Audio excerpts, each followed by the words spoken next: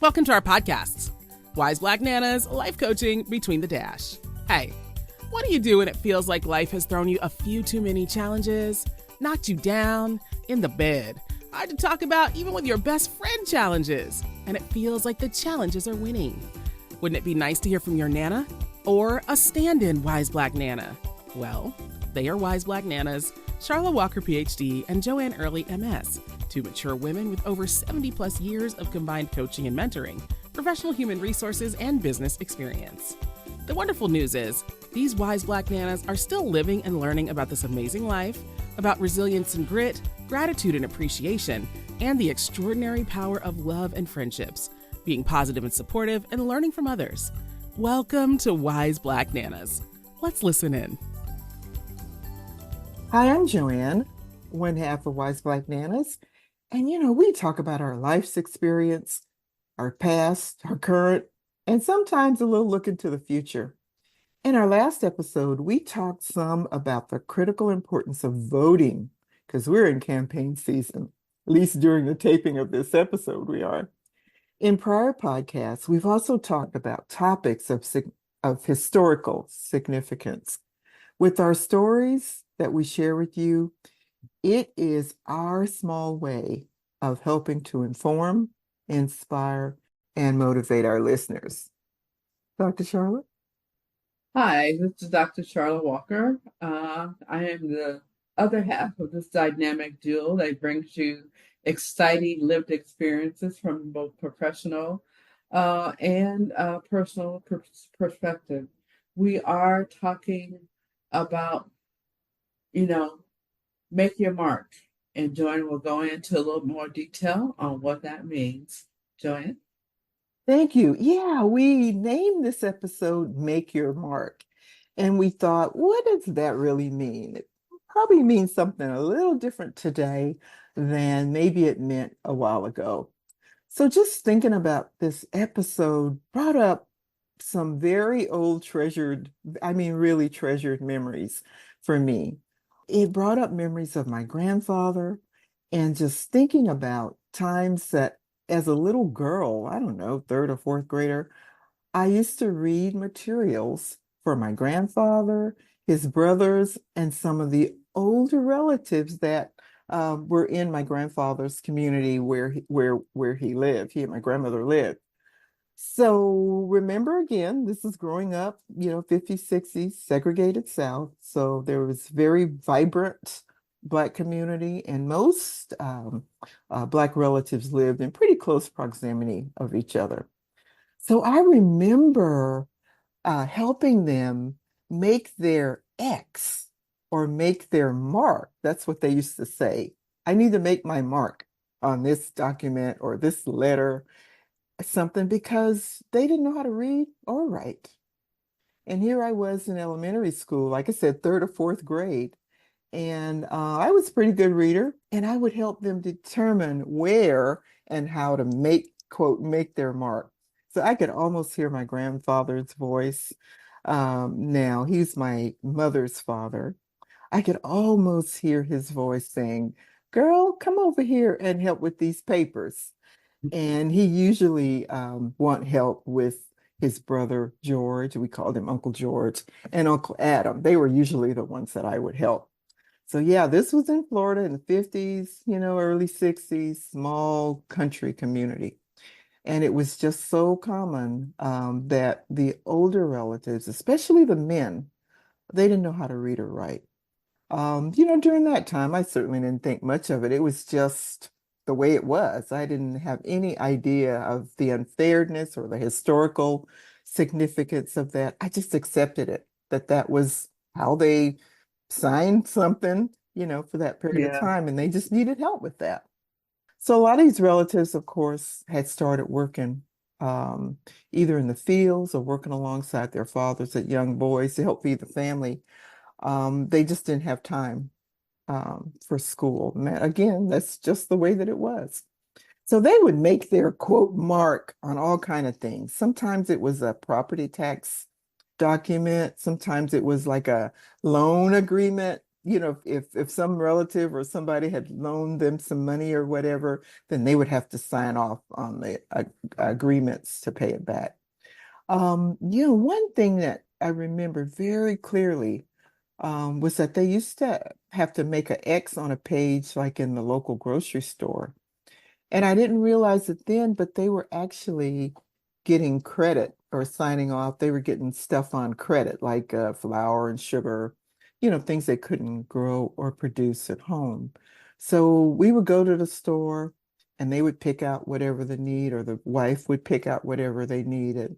And then the men would sign a X on a page. And I used to think during that time, we don't even know how much this stuff costs. Are they, they're probably getting cheated, that kind of thing. But there was no way of, speaking out. And I certainly, as a little girl, was not going to say anything about it. But again, Central Florida during the 50s and 60s. And I'm thinking that this scenario probably played out, in lots of places, not just in that location, but I think during that time, that was a very common practice. So making your mark, usually it's an X.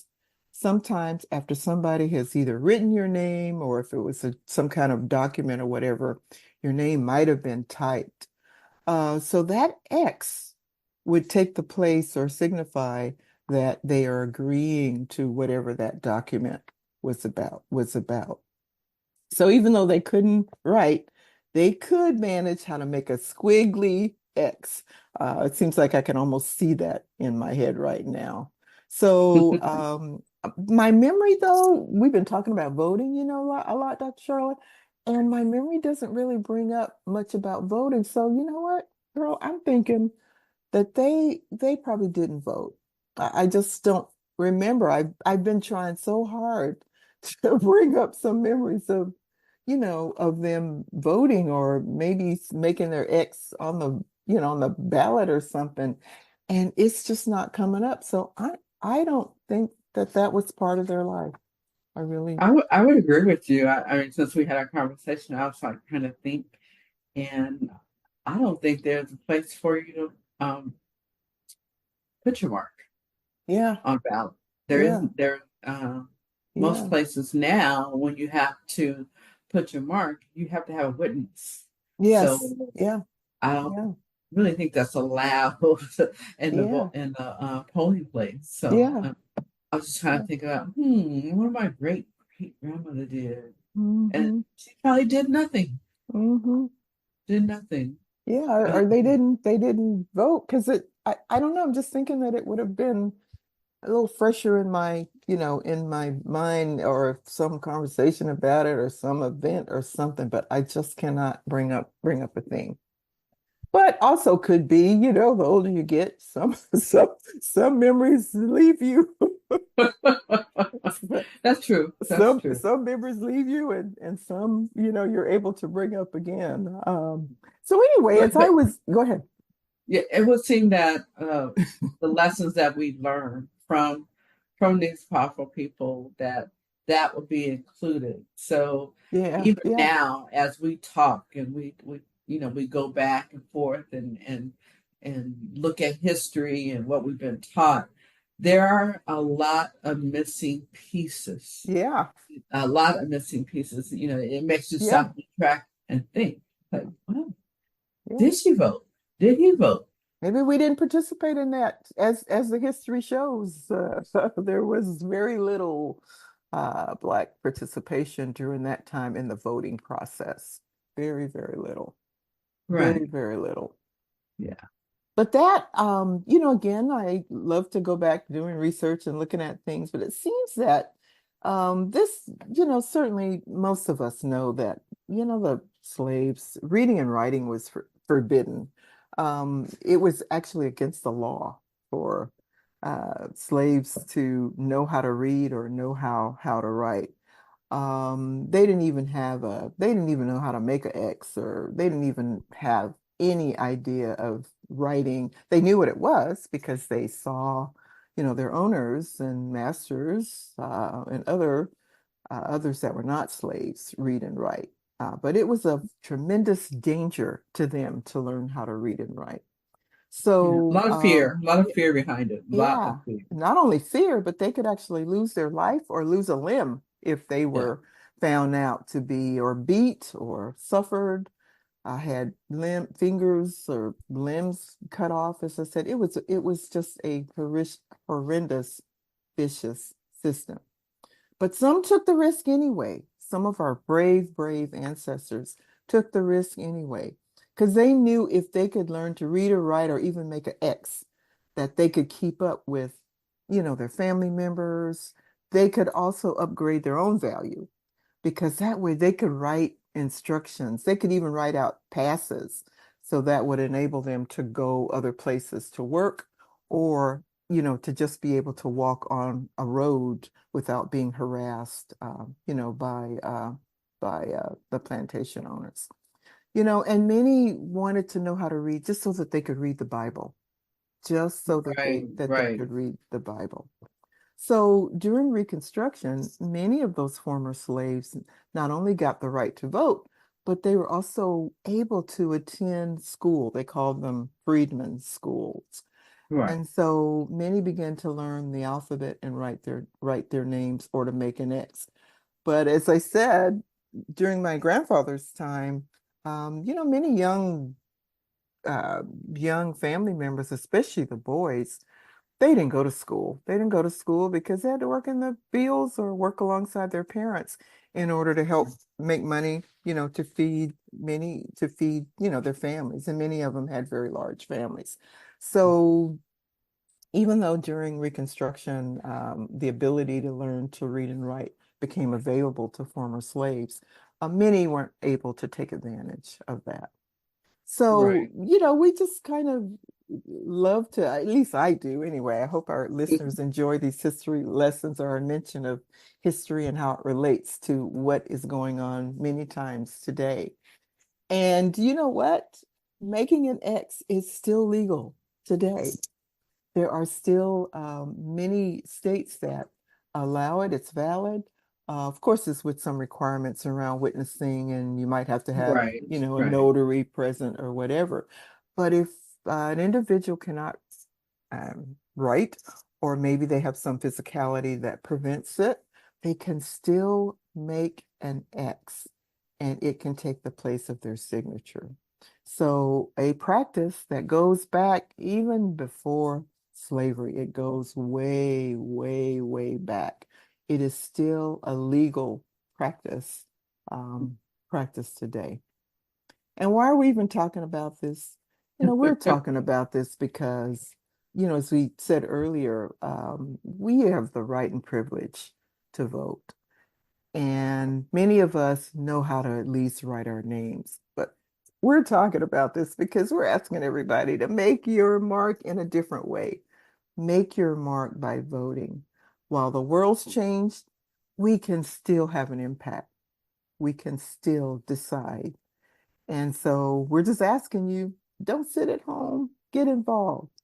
And I do believe, at least what I'm familiar with, is that you do have to sign, if you're doing a mail-in most places, you have to sign your name and date it. So you're making your mark in that way. And I know right, in right. California, when you go to vote in person, you have to actually sign a voting log. So again, that is a way that you're making your mark. So we're just asking you as a person, as a family, as women, as people, let's be proud of our past and let's be encouraged by what's yet to come. Let's make our mark. Let's get out there and vote. Dr. Shirley, you were going to give us a few reminders? Oh yeah, yeah. I get so excited when we start talking about that. I've already voted, so Yay! you know, can't wait to see the outcome and all that comes with it. But I just want to take a few minutes of your time just to kind of remind folks of what we call voting organization or voting management, however you want to do it, or voting get it together, whatever Yes, whatever voting, you getting it want to together call is it. right. And I think one of the key things is to be familiar with your state's requirements for voting, especially around signatures, and important documents. Make sure that you have a document that's required of you in case you need to have identification. We don't have all the information, but it doesn't hurt to carry that identification. In the state that I live in, which is a red state, I am required to have my driver's license and the last four of my social security number. So that's Yee. different. That's different than from the blue state that I came from, but I'm Very, prepared. very different. So if you don't know where those documents are, or you've been riding around with a copy, or you just forgot it, take time, go and look for it, um, and just secure it for that day, just in case, so there won't be any mishap. And Right. also, you might want to check to see that if your voting poll is crowded, if you have the option with the proper ID to go to another voting location as long as your ID and address match. So, just it's a thought. I would say that you would open your ballot. You probably want to do that way in advance. Open your ballot. Take a look at the candidates. Um, Make sure that you're familiar with all of them and what they do, what they stand for. And you can even plot down, what candidates that you're going to vote for. You don't have to wait for that day. Mm-hmm. That'll make your voting process quicker. So there's nothing wrong with that. There's nothing illegal about that. I think that if you are going to ride with someone, check in Mm-hmm. on that person the night before that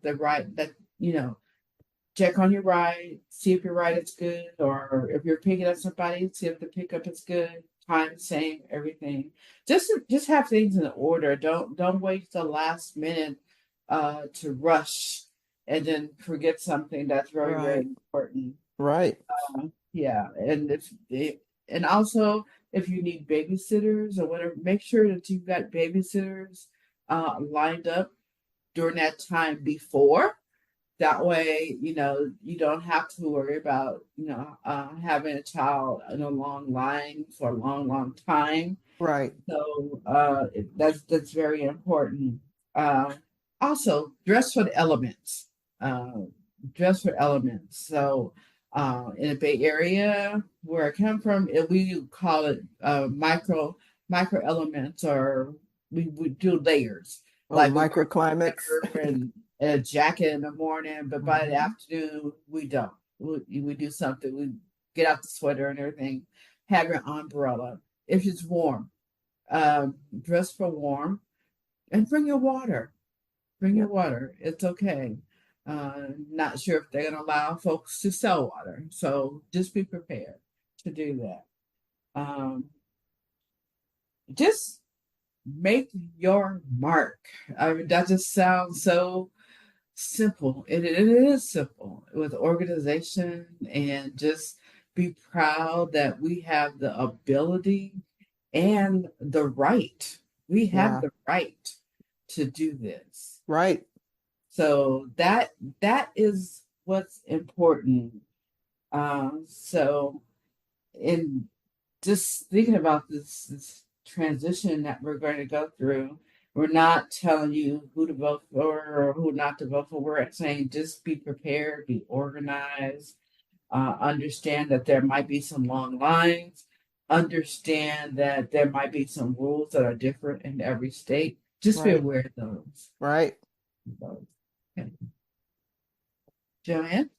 Yeah, I can't I echo and ditto absolutely everything, that you're saying. Just um the one thing I'd like to add is if we have elderly um and I'm while I don't want to admit it aloud, but I think I'm considered elderly or whatever. If you've got older family members, that's what I'm saying. You got older family members, check in with them to see if they need some help. Because some of this ballot stuff on the ballot is a little complex. So just check in with them and see what kind of help they might need. help them understand what the requirements of their state, their county, whatever area that, the ballots are from. Make sure that they understand those things because they're dealing with exactly what you're dealing with from a planning standpoint, but just help them plan because that stuff can get so complicated until some might decide, oh, I don't want to be bothered with this. It's too much. It's too much. I don't understand what it means. It's like double talk. So just help them out with that. So, I tell you, we just can't help but be appreciative and grateful for the small platform that we have. And we just, as Dr. Charlotte said, want to take the opportunity to, for all of our listeners out there, take this time. This is your historical time. Take this time to make your mark. And you know what? That's kind of our episode for today. We wanted it brief, but we wanted to make what we thought was a very significant point is for each of us has the opportunity to do something, to take some action. And we hope that action for you will be to make your mark. So Dr. Charlotte and I hope you've heard something, gained even one thing that you've learned or gained insight on one thing or something that was new to you. Or maybe you just hadn't heard it in a while. Because you know what? This election stuff has been going on for a long time. So we have heard and been hearing a lot of this stuff. But let's just be grateful and thankful for the fact that we have the right to vote. Most of us can make our mark. We can sign our names and move forward with so much appreciation. So we know this podcast is not for everybody, and it is for a whole lot of somebodies. Right, Dr. Charlotte? That's right. So our Nanaism, we usually close our episodes with a saying or a quote or something. But our Nanaism today is from Maggie. It's a quote from Maggie L. Walker. And she was the first Black female bank president. And here we are today considering a Black woman who could be the first Black woman president of our country. So her quote is, "When it comes to success, the choice is simple. You can either stand up and be counted or lay down and be counted out." So with those words, we want to thank you for listening, and we want to ask you to please keep listening and please share Wise Black Nanas with your friends and family. We'll see you next time. See you next time. Thank you. Make your mark. Thank you. Thank you for tuning into our podcast, Wise Black Nanas. New programs of Wise Black Nanas are on the 1st and 15th of each month. Listen in as you learn more about Wise Black Nanas, Dr. Charlotte Walker and Joanne Early. They are everyday nanas. They are not famous, not celebrities or rich, well, rich in life and its experiences. We want you to come back. Tell your friends. So, look for Wise Black Nanas podcast wherever you find your favorite podcasts. Learn more about them and the coaching services they offer at www.wiseblacknanas.com.